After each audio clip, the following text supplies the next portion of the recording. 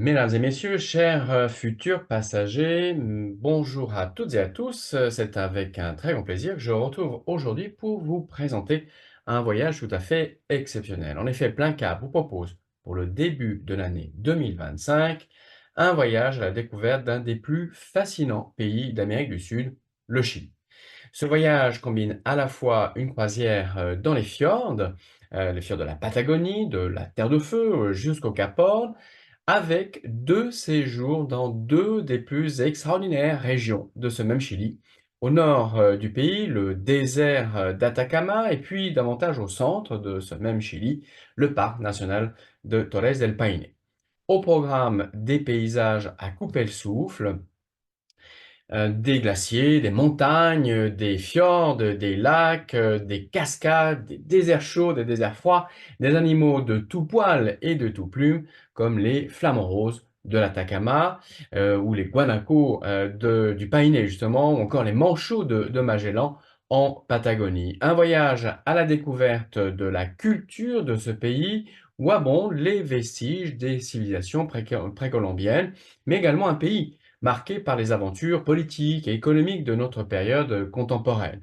Si le salpêtre et la laine chilienne ne font plus réellement la richesse du pays, ces vignobles sont reconnus, ces vins équilibrés trouvent des amateurs à travers la planète, tout autant que ces richesses minières, cuivre et lithium, que le Chili a en abondance.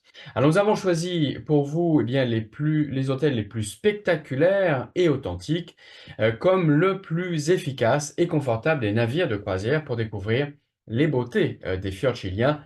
Mais on va regarder tout ça un peu plus en détail. Alors déjà, vous avez à l'image un petit peu, ce Chili, cette carte du Chili, en Amérique du Sud. Alors on arrivera à Santiago, hein, qui est la capitale, évidemment du Chili. On est au centre, encore, du pays, un peu plus, vers le nord. On arrive par les airs, en avion et puis c'est vrai que c'est un pays à la géographie, on va dire peu ordinaire.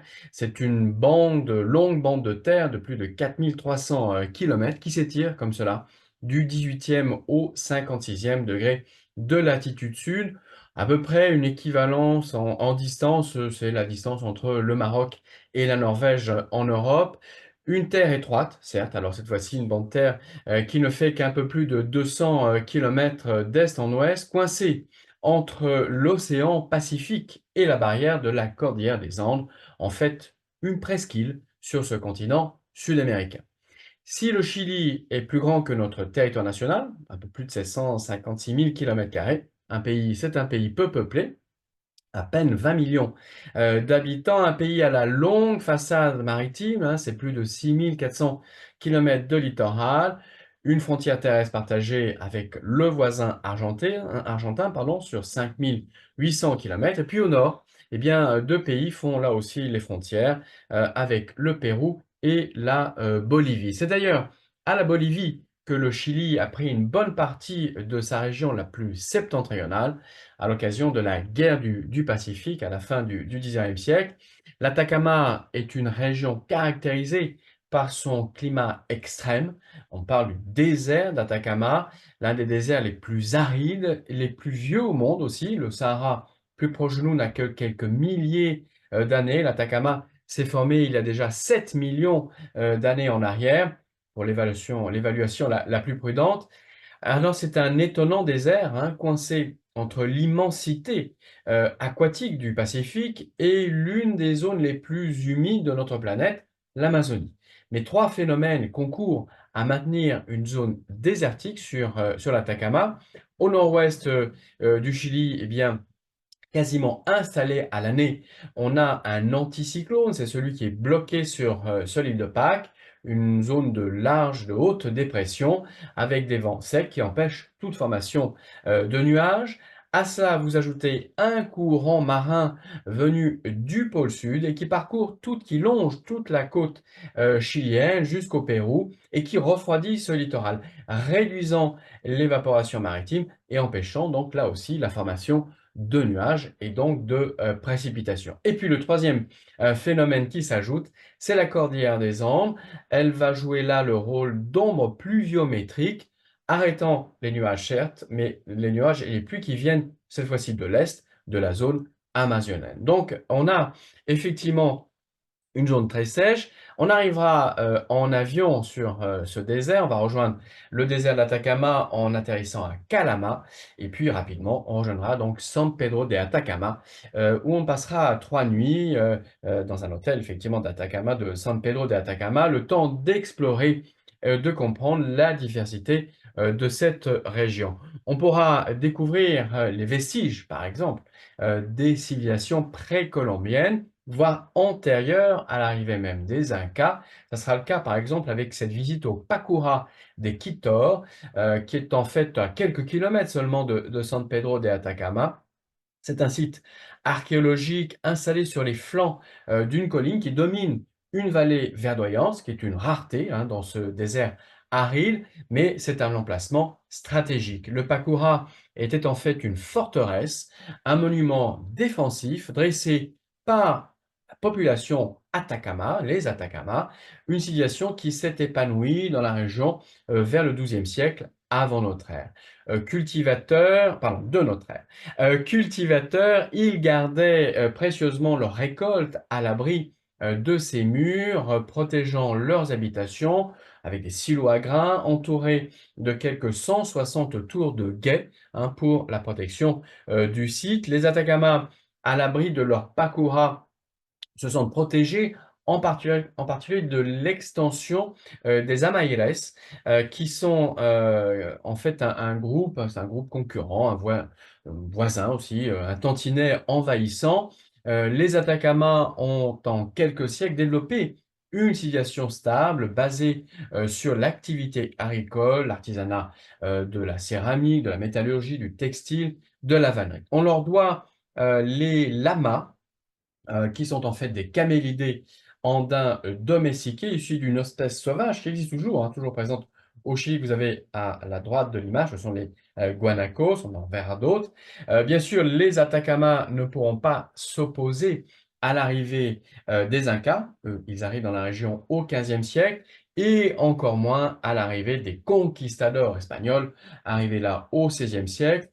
1540, Francisco de Aguirre va faire décapiter quelques 300 Indiens, trop grande menace pour la nouvelle, colonisation. Alors le désert d'Atacama, pardon, c'est également est réputé, pour, d'autres sites, on va dire, plus que, voilà les Akura. On a, également, les Pakura, pardon. On a également, effectivement dans la région, eh bien d'autres architectures précolombiennes, comme par exemple ce village de Toulor, qui, là on va faire un saut dans le temps, quelques 2500 ans en arrière. La pierre a été remplacée par la glaise, les murs forment des habitations circulaires collées les unes aux autres, un peu comme des alvéoles. Et le site, lui, a été abandonné au IIIe siècle avant notre ère, donc bien avant l'arrivée d'autres colonisateurs. On l'a découvert très tardivement, ce site, n'a été découvert que au milieu du XXe siècle par le père jésuite Gustavo Lepage. Autre architecture plus proche de nous, liée cette fois-ci à la colonisation européenne, espagnole, c'est par exemple le petit village pittoresque de Toconao, lui installé sur une oasis, réputé pour la pureté de son eau, avec ce clocher, vous voyez, de Saint-Luc qui résiste au climat désertique depuis le XVIIIe siècle. Le désert d'Atacama, c'est également réputé pour la diversité de ses paysages. Et là, c'est lié à l'activité volcanique. On y trouve de nombreux volcans comme le Miscanti, le Minoiques, approchant certains bien des altitudes de près de 6000 mètres.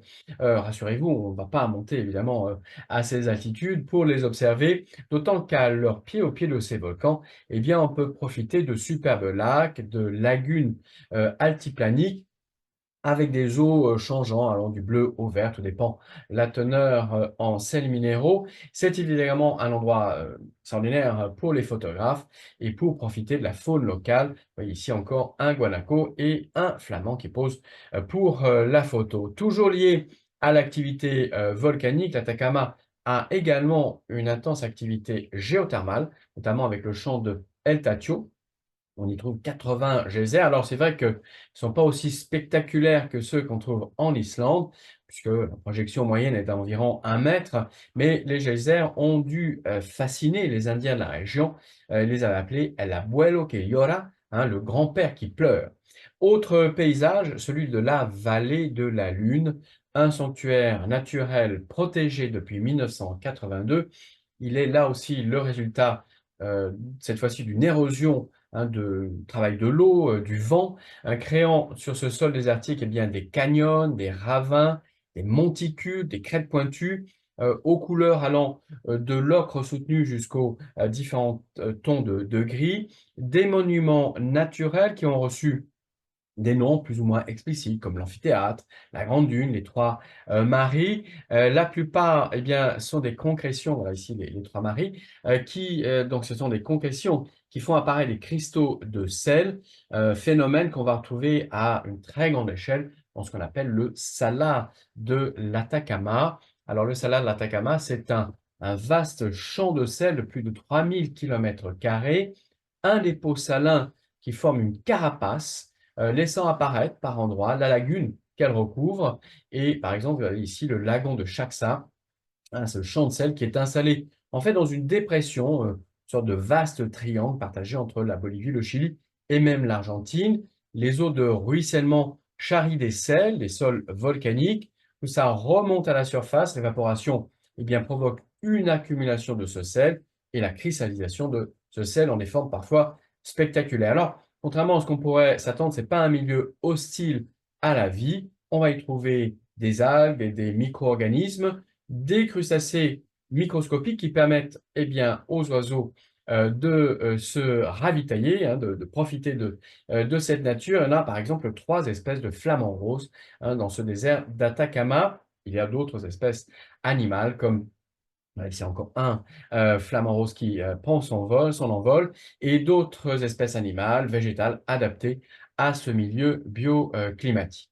Vous voyez qu'il y a aussi différentes façons de s'adapter, en particulier la végétation qui fait face aux défis climatiques. Épines et autres succulentes résistent au soleil, au manque d'eau, à la présence excessive de sel.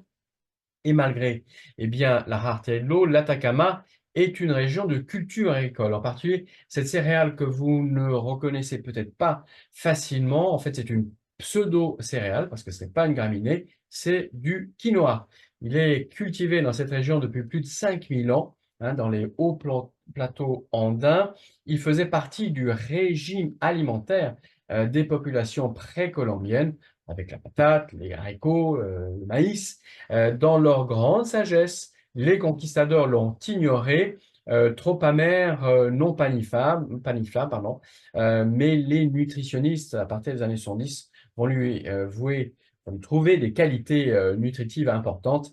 Et vous savez que depuis, le quinoa a donc envahi la planète. Alors, je ne vous promets pas d'échapper à son goût fade, mais en tout cas, on n'oubliera pas, une fois qu'on est à l'hôtel, eh bien, pendant ces quelques jours en Atacama, on n'oubliera pas le soir de profiter d'un ciel très rarement nuageux, sans pollution lumineuse, et d'observer, eh bien, cette voûte étoilée qui attire les plus performants des observatoires astronomiques du monde. 8 d'entre eux sont déjà en fonction, le 9e est en cours de construction. Il s'agira du très grand télescope européen, un projet, eh bien, qui devrait être achevé en 2027. Il sera doté de 4 télescopes gigantesques avec des miroirs de 39 mètres de diamètre, l'équivalent 15 fois supérieur même à la sensibilité du télescope Hubble. Alors l'Atacama n'est en fait qu'un premier chapitre, hein, de ce voyage. C'est à nouveau par les airs qu'on va rejoindre alors tout à fait au sud du pays, encore le nord de la Patagonie pour admirer, parce qu'il n'y a pas d'autre mot, pour admirer le parc de Torres del Paine. Alors Plein Cap a choisi pour ce court séjour dans ce nord de la Patagonie, l'un des hôtels les plus originaux de la région.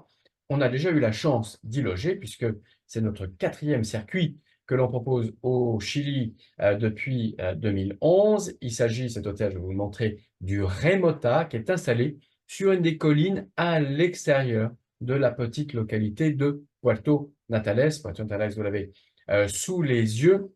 Alors, c'est une petite ville de nos jours de 20 000 habitants qui vit de la pêche, qui vit du tourisme.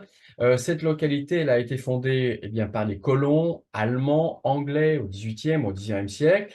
Ils sont venus dans la région pour trouver une nouvelle vie et pour créer de vastes propriétés agricoles dédiées principalement à l'élevage du mouton. L'élevage ovin, eh bien, ça a été la première richesse de la région, une activité qui existe encore, qui fait partie, on va dire, du patrimoine, de la culture locale, mais qui a aussi beaucoup inspiré justement l'architecte, hein, qui est à l'origine de cet hôtel Remota, qui s'appelle Herman del Sol, et il a créé une architecte, eh bien, un petit peu en écho avec ce patrimoine. C'est un petit hôtel, hein, de 80 chambres qui émerge à peine des collines qui dominent le fjord. Aux matériaux utilisés, alors le béton brut, le verre, on a ajouté beaucoup de bois, le bois local prélevé sur les forêts de la région. L'architecture de tous les bâtiments reprend justement l'idée des granges des Estensia où la laine, une fois lavée, eh bien, était mise à sécher sur les toits plats de ces granges, au soleil, au vent. Et là, dans cet hôtel, eh bien, on a un petit peu cette architecture, des espaces communs, jusqu'aux chambres du Remota. Tout est dédié aux loisirs, à la lecture, à la contemplation, l'admiration de cette nature. Un hôtel qui est doté d'équipements modernes, luxueux. On va y trouver une piscine intérieure chauffée, des saunas, une table très raffinée. Petite particularité, les chambres n'ont pas de télévision. À la place, eh bien, on a une immense baie vitrée. Vous l'avez ici à l'image, cette image qu'on voit depuis les chambres, une immense baie vitrée donnant sur le fjord, donnant sur les montagnes, sur la nature qui entoure cet hôtel. On passera 3 nuits tout à fait inoubliables.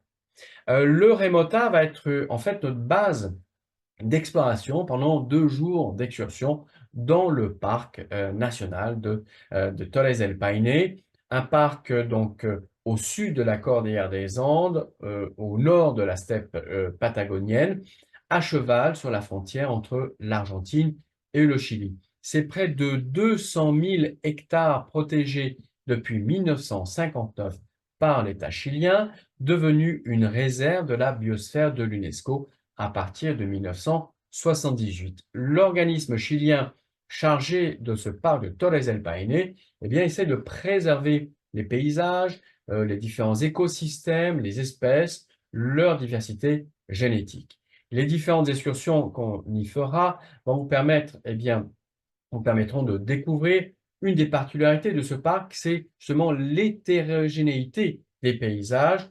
On va y trouver des glaciers, des vallées, des lacs, bien sûr des montagnes. Alors elles se dévoilent au fur et à mesure qu'on entre dans le parc, qu'on pénètre, qu'on avance dans ce parc. Ces montagnes, elles sont récentes, alors à l'échelle géologique, puisque elles ont à peu près 12 millions d'années, hein, alors que le reste de la cordillère des Andes a plus de 60 millions d'années. C'est le résultat du mouvement vers le nord des plaques tectoniques, des plaques Nazca, des plaques antarctiques, avec l'intrusion d'une coulée de lave au cœur du massif montagneux. Par la suite, les différents épisodes de glaciation ont travaillé cette roche, donné ce paysage de taux dressé vers le ciel. Le parc est également un vaste complexe hydrographique avec justement ces champs de glace de la cordillère qui alimentent les landes glaciaires, elles-mêmes fournissent eh bien, en eau les lacs, les rivières, les cascades. On va y trouver dans le parc eh bien, différents lacs, plus ou moins profonds, plus ou moins fertiles. Certains sont sans vie, hein, c'est lié là aussi à la présence de certains minéraux, charriés là aussi par, justement par les rivières, par les cascades. La nature des roches va donner là aussi différentes couleurs. On a, on va dire, un spectacle tout à fait garanti pour les visiteurs. C'est un paradis pour les photographes. Différents biotopes, justement, permettent à la flore variée de s'y développer. Et puis, on a la chance d'y être en plein été. C'est le meilleur moment, justement, pour la flore locale.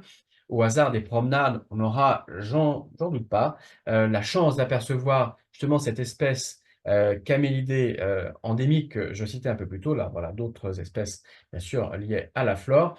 Ces espèces, ce sont les guanacos. cousins des lamas, des bigognes et autres alpagas. Le guanaco vit ici en totale liberté, en petits troupeaux, fait de femelles et de juvéniles. Et puis, il y a toujours un mâle dominant. Il arrive parfois d'ailleurs d'en apercevoir en haut des collines, de voir un individu isolé comme cela. Il s'agit en général d'un mâle vieillissant qui n'a plus sa place dans le groupe.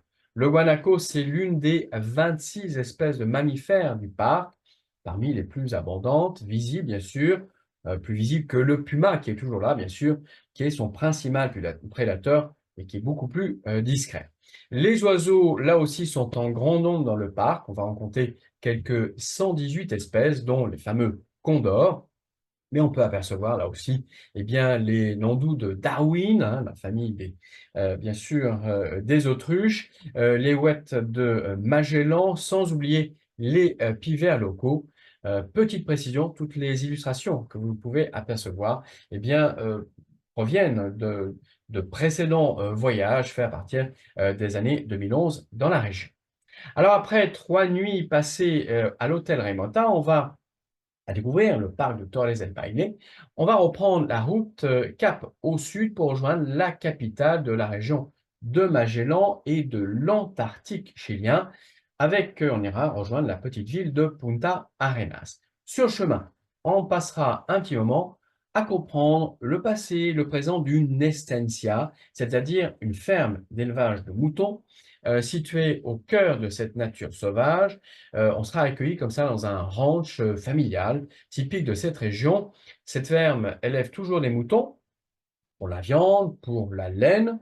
Alors, elle s'est aussi ouverte à d'autres activités, des activités complémentaires, ce qui permet bien à ces fermes de survivre, de montrer aussi aux visiteurs cette culture magellanique. Vous voyez ici la tonte de moutons. Ça sera l'occasion d'une démonstration également du travail des bergers avec les chiens, dont le mouton, je disais, d'observer quelques lamas, de profiter d'un déjeuner de moutons grillés au feu de bois. C'est une des spécialités que l'on trouve autant en Argentine qu'au Chili. L'étape finale de cette journée, ça sera donc Punta Arenas, cette petite ville installée sur l'une des rives du détroit de Magellan. Ce détroit, découvert donc par Fernand de Magellan, on est le 1er novembre 1520. Qu'est-ce qu'il trouve le 1er novembre 1520? Il trouve l'entrée orientale. Il va falloir à Magellan et à ses hommes plus de 5 semaines pour parvenir à sortir du détroit et atteindre l'océan Pacifique. Ce détroit de Magellan, c'est aussi la séparation entre la terre de Patagonie au nord et puis au sud, eh bien, ce qu'on va appeler la Tierra del Humos, plus tard la terre des fumées, mais on l'appellera la terre de feu. En 1848, Punta Arenas est fondée. Alors, il y a eu plusieurs, on va dire, installations précédentes, mais qui n'étaient pas très viables. On manquait d'eau, on manquait de terre cultivable. Là, c'est la bonne position. Punta Arenas, c'est d'abord un poste militaire, une prison. Et puis, au fil du 19e siècle, eh bien, les colons chiliens, principalement de l'île de Chiloé, et puis également des Européens, viennent ici exploiter le charbon, commercialiser les peaux d'otarie, les forêts Magellan, jusqu'à l'ouverture du canal de Panama en 1914, le détroit de Magellan, c'est la principale voie de navigation entre l'océan Atlantique et Pacifique. Punta Arenas, c'est un port actif, cosmopolite, une activité qui va disparaître après, enfin qui diminue après 1914, après l'ouverture du canal de Panama, une activité qui renaît après la Seconde Guerre mondiale. On trouve du pétrole dans la région. Dans les années 80, on trouvait du gaz. Voilà, de quoi faire revitaliser un petit peu cette ville. Et puis, c'est devenu un port de croisiéristes. Pour nous, ça sera le point de départ de notre croisière. On va embarquer à bord de ce petit bateau. Vous voyez, il s'appelle le Ventus Australis.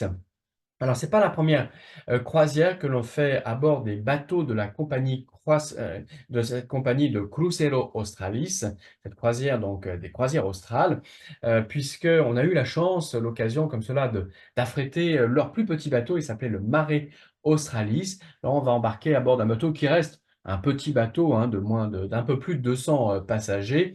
C'est un bateau chilien, un bateau moderne, construit eh bien, au Chili d'ailleurs, pour naviguer dans les fjords de la Patagonie un bateau très confortable, par ses espaces communs, par ses cabines, hein, qui bénéficient toutes d'un très grand sabord. On les voit à l'image ici, hein, ces grands, sabords, vous voyez, ces grandes ouvertures. Alors, des abords qui permettent de voir effectivement la navigation. On y a en plus une très bonne table à bord de ce bateau. Ça permet de découvrir un peu les spécialités locales. Et puis, le bar est, on va dire, en formule tout inclus. C'est un open bar. Là, c'est l'occasion de découvrir une des boissons nationales. Ça s'appelle le Pisco Sour, boisson nationale chilienne. Bien sûr, on va dire à profiter sans abus, hein, en toute modération. On naviguera toute la nuit, cette première nuit, entre Punta Arenas et puis ce labyrinthe de fjords chiliens, de canaux chiliens. Les différentes périodes glaciaires ont creusé ici les vallées fluviales et ont fait apparaître donc ce dédale de voies navigables. Au cours des prochains jours, le Ventus Australis eh bien, fera plusieurs escales par jour pour nous permettre de découvrir la faune, la flore locale, euh, le tout complété, bien sûr, cette découverte va être complétée par des conférences qui sont données à bord. Grâce au zodiaque du bateau, on peut faire escale, pardon, sans avoir besoin d'un quai. Les marins du Ventus, eh bien, prennent en charge la navigation de ces zodiacs, mais préparent également, on prend le temps de vous donner des jets de sauvetage, bien sûr, et toujours grâce aux marins, eh bien, on débarque pour des balades accompagnées. Le véritable plus de cette compagnie, c'est d'avoir préparé le terrain. Ils ont, au fil des ans, aménagé des passerelles. Vous voyez ici, on voit passer un gué, des passerelles en bois, mais également des passerelles qui recouvrent la quasi-totalité des trajets pour se promener dans cette nature sans la détériorer, pour approcher, marcher dans des sols parfois qui sont un peu spongieux, et comme ça, eh bien, on ne massacre pas, on ne détruit pas cette nature. On peut voir au plus près, eh bien, justement, des petits arbustes, alors comme le calafate, vous avez ici avec ses fruits bleus qui ressemblent un petit peu à une myrtille, bon, ça n'a pas tout à fait le goût. La chaora qui, lui, est un petit arbuste qui produit de toutes petites pommes, certes comestibles, mais un peu spongieuses. Et puis, tout en bas de l'image, vous avez la frutilla sylvestre, qui est une fraise sauvage, là aussi qui croît au ras du sol. Au pied du glacier Marinelli, se trouve donc cette baie d'Ainsworth. On ira ensemble voir la forêt primaire magellanique avec ses arbres aux espèces endémiques sans équivalent en Europe, avec des arbres eh bien, qu'on appelle parfois les notophagus. Pour la plupart, ce sont des notophagus, des pseudo ou faux êtres, certains au feuillage caduc, d'autres au feuillage persistant. Ils supportent parfois des parasites comme la barba des viejos, donc littéralement c'est la barbe de vieux, ou alors c'est des longs filaments, hein, qui poussent sur les arbres, ou alors également une autre espèce qu'on appelle le pan del indio, le pain de l'Indien. Alors vous voyez ici, ce sont ces boules jaunes, alors entre le blanc et l'orange. Un champignon comestible, qui n'a pas de goût, mais qui est comestible et qui provoque une réaction de l'arbre, qui lui, l'arbre va sécréter, eh bien, former une sorte de boule, vous voyez, une sphère, hein, donc qu'on appelle les nudos, hein, qui vont rester, alors que le champignon disparaît, ça va rester sur ces arbres. La Patagonie, eh bien, c'est un milieu bioclimatique un peu à part. Les hommes ont essayé de s'adapter à ce milieu, profitant des faibles ressources naturelles. C'était le cas, par exemple, des populations premières avant l'arrivée des Espagnols. Après l'arrivée des Espagnols, les nouveaux colons eh bien, ont introduit de nouvelles espèces. Alors, par exemple, au XXe siècle, on a essayé d'introduire des castors d'Amérique du Nord. Ça, c'est les Canadiens qui ont essayé de faire cela, espérant que les castors, eh bien, on pourrait profiter des peaux de castor. Malheureusement, le climat n'est pas assez froid. Le castor local, eh bien, n'a pas une peau de très bonne qualité. Par contre, l'expérience a échappé aux expérimentateurs et le résultat, c'est que les castors, eh bien, font d'importants dégâts dans la forêt magellane en construisant leur nid barrage. Au hasard du débarquement, des rencontres, eh bien, la faune maritime se laisse observer, bien sûr. On verra des lions de mer, mais on peut également voir au cours du voyage beaucoup d'oiseaux, comme, la, le huîtrier pie, pardon, que l'on trouve sur le littoral. On va chercher évidemment, on verra des oies de canquenne qui sont, des oies, pardon, à tête grise, hein, donc plus courantes sur, effectivement, l'Amérique du Sud ou encore l'oie de Karanka, caractérisée en particulier par ce qu'on appelle le dysmorphisme sexuel. Le mâle est tout blanc, la femelle est toute noire avec simplement, eh bien, au bout des ailes, un peu, de blanc.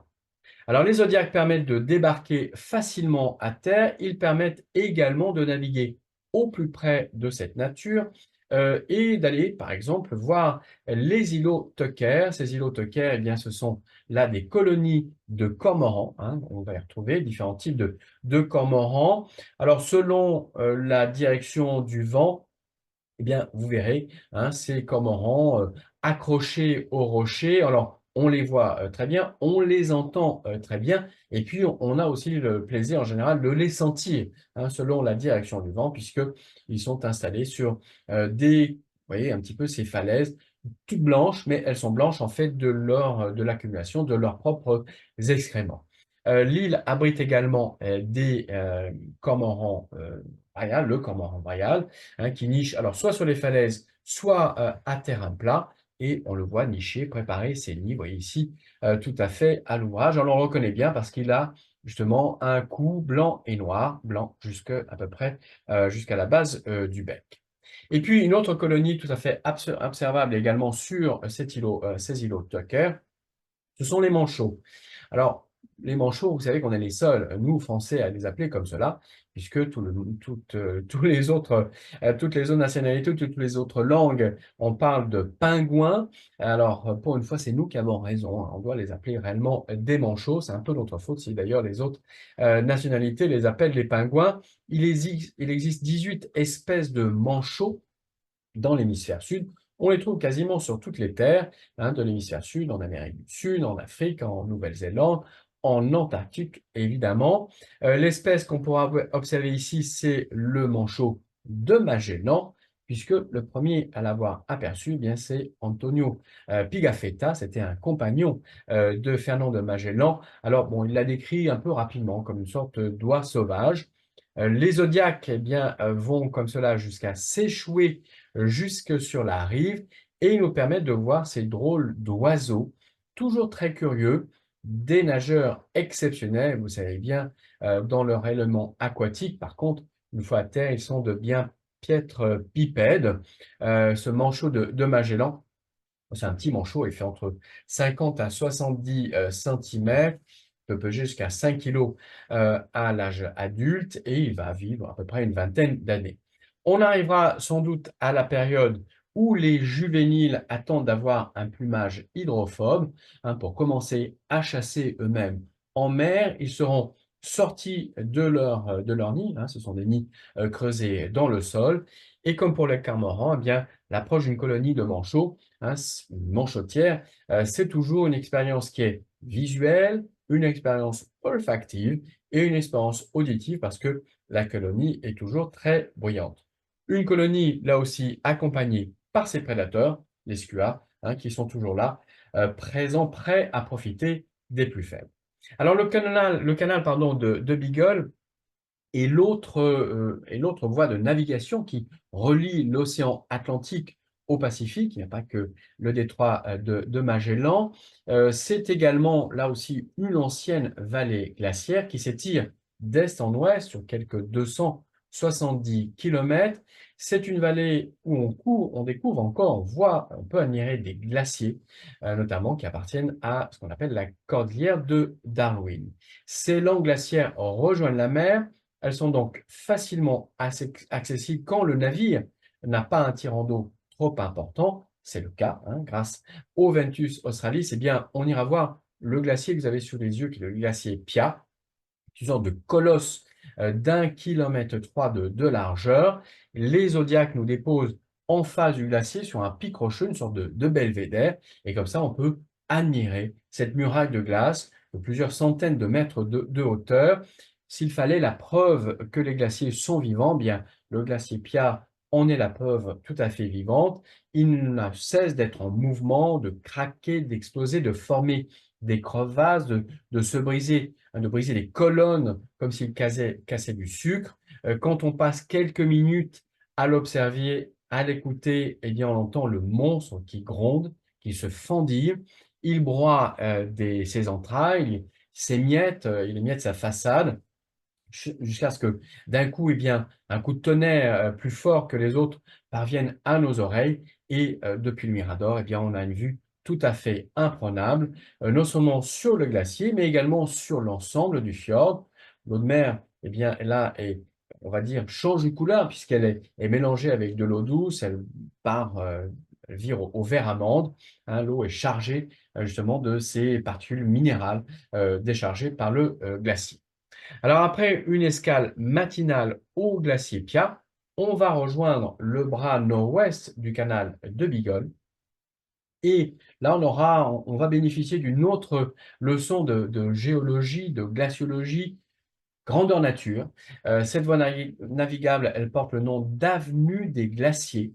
On va dire qu'elle est la bien nommée car on va assister à un défilé de langues glaciaires alignées en parallèle, débouchant sur le canal. La toponymie des lieux, eh bien, c'est le fait d'un explorateur peu ordinaire, un père salésien italien, il s'appelait Alberto Maria de Agostini. Euh, le nom, hein, c'est le nom du parc national, le parc Alberto Maria de Agostini, protège ce parc national, cette région. Il a donné, hein, c'est lui qui a fixé une grande partie de la toponymie, il a donné donc des noms à ces glaciers, des noms de bateaux, de nations, d'expéditions qui ont découvert cette région. On a donc eh bien, le glacier d'Espagne, le glacier Romanche, c'était le nom d'un bateau, le glacier alémanique, le glacier italien, français, hollandais, autant de montagnes de glace qui rivalisent de beauté et dont la force sauvage, eh bien, vous impressionnera tout autant, tout au cours, pardon, de cette navigation donc dans la vallée des glaciers.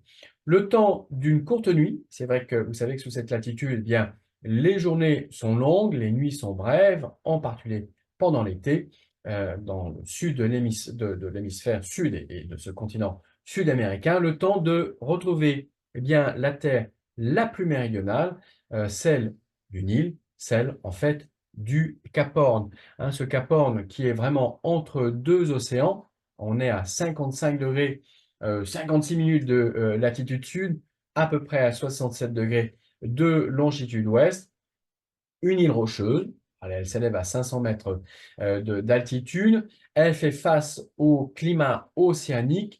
Le Cap Horn, c'est un autre passage, hein, trouvé cette fois-ci par des marchands hollandais qui en avaient assez du monopole espagnol sur le détroit de Magellan, qui en avaient assez du monopole, alors bien d'autres Hollandais, c'était des Hollandais qui tenaient le cap de Bonne-Espérance, cette fois-ci, bien sûr, s'étend au sud de l'Afrique.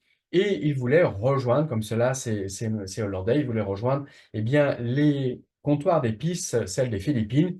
Ils venaient en fait d'un village qui s'appelait, petite ville, pardon, de Horn. Ils vont donner le nom à l'un des bateaux, un des bateaux qui va découvrir donc ce Cap Horn. Ils le découvrent le 13 janvier 1616.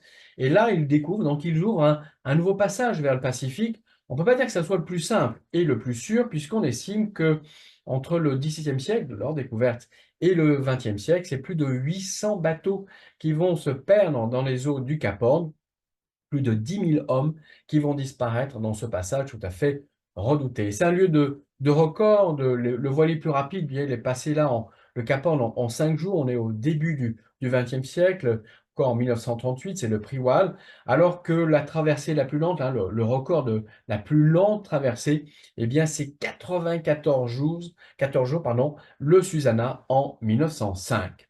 Alors, si elle n'est pas l'unique compagnie à tenter de contourner le Cap Horn, de nos jours, en toute sécurité, la compagnie Cruzeiro Australis est parmi les rares à essayer de s'en approcher, voire au mieux d'y débarquer, d'y faire escale. Et alors, il faut bien sûr que les conditions soient bonnes, que la houle ne soit pas trop forte, mais si tout va bien, eh bien le commandant n'hésitera pas à s'approcher de ce petit îlot chilien et de nous permettre eh bien, d'y mettre un pied à terre. Alors là réside, pendant toute l'année une famille entière, en général pas plus de 3 à 4 personnes, un gardien, un soldat. Il est là pour garder le point avancé, du Chili avec femmes et enfants. Juste en face, c'est la presqu'île du continent antarctique. Le mont de charge est réservé aux provisions, des résidents. Pour nous, ça sera l'escalier. Il permet d'atteindre un plateau vallonné, le temps de découvrir le phare, sa boîte aux lettres, sa chapelle, mais également un monument. Voilà ici la chapelle. Un monument, le monument du Cap Horn, élevé à l'initiative de la confrérie des Caporniers, c'était en 1992, fait d'un assemblage de plaques d'acier. Il est l'œuvre d'un sculpteur chilien qui s'appelle, José Bacel Equeim, conçu alors pour résister à des vents de plus de 200 km/h. Mais malheureusement, eh bien, ça n'a pas empêché qu'il soit un jour plié, vous voyez ici, par, le vent. C'était en 2014. Depuis, il a été relevé. À côté de ce monument, des plaques de marbre, dont l'une porte le très beau poème de Sarah Vial, un texte sur les âmes des marins disparus, symbolisés justement par l'albatros, hein, qu'on arrive à distinguer dans ce monument. Si la chance est avec nous, on pourra aussi apercevoir des otaries ou encore cette famille de lions de mer qui s'est établie à quelques encablures de notre point de débarquement sur le Cap Horn. On voit ici le mâle qui domine ce groupe, hein. Alors on voit bien parce que s'il est dominant, on va dire, par le volume, hein, il est imposant, il fait plus de 300 kilos, avec une crinière, hein, qui recouvre son cou et sa poitrine. Il est à la tête d'un petit harem composé en général d'une dizaine de femelles et d'autant de juvéniles. Alors ça, c'est un peu si on a la chance, bien sûr, c'est la nature. Avant de rejoindre Ushuaia, on passera, ça sera notre dernière escale, par la baie de Wilaya. Alors là, c'est à la fois un site naturel, mais aussi un site historique, puisque on sait que c'est là qu'étaient établis des nomades indigènes Yamana, on les a appelés aussi les Yangans. Là, on trouve un petit musée qui parle justement de ce groupe ethnique qui profitait au maximum des ressources naturelles de la Patagonie. Ils étaient consommateurs de baies, de champignons, de fruits de mer, d'oiseaux, de guanacos, de mammifères marins. Le musée insiste également sur le passage, l'escale que va faire ici en 1833 pour ce second voyage, Charles Darwin. Il est à bord du Beagle. Et c'est d'ailleurs par le canal Beagle qu'on va terminer ce voyage en retrouvant, eh bien, en quittant le Chili, en retrouvant l'Argentine, seule escale argentine le lendemain, puisque ça sera l'escale de débarquement, la grande ville de la région, qui nous permettra, eh bien, de prendre l'avion et de retrouver comme cela l'Europe. Voilà un peu la présentation de ce voyage, super voyage, vous voyez, du nord au sud du Chili. Bien sûr, n'hésitez pas, si vous êtes intéressé, à contacter l'agence Plein Cap. Et moi, je vous donne rendez-vous le 20 janvier à Paris pour notre vol en direction de Santiago du Chili. Merci pour votre attention.